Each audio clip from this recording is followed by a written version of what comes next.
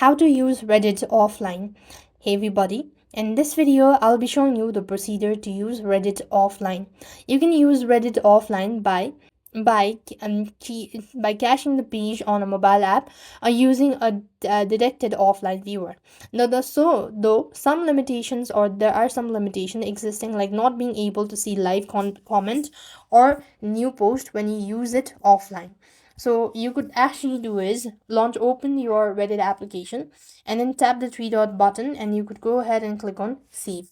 So basically, when you save it, the easiest method to manually preload content by scrolling through the subreddit while you have an internet connection.